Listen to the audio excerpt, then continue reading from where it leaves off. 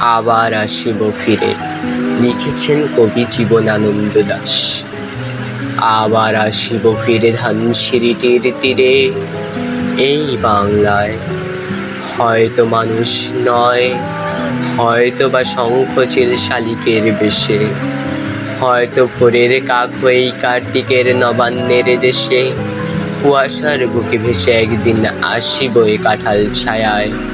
হয়তো বা হাঁস হব, কিশোরীর ঘুঙুর রহিবে লাল পায়। সারাদিন কেটে যাবে কলমের গন্ধ বাঁধা জলে ভেসে ভেসে।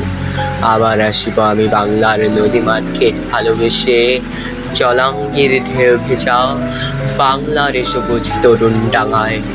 হয়তো দেখিবে যে সুদর্শন উড়িতেছে সন্ধ্যার বাতাসে। হয়তো শুনিবে এক লক্ষ্মী পেঁচা ডাকিতেছে শিমুলের ডালে। হয়তো খইয়ের ধান ছড়াতেছে শিশু এক উঠানের ঘাসে। রূপসার খোলা চলে হয়তো কিশোর এক সাদা ছেঁড়া পালে ডিঙ্গাবায়। রাঙা মেঘ সাতরায় অন্ধকারে আসিতেছে নীর, দেখিবে ধবল বক। আমারেই পাবে তুমি ইহাদের ভিড়ে, আমারেই পাবে তুমি ইহাদের ভিড়ে।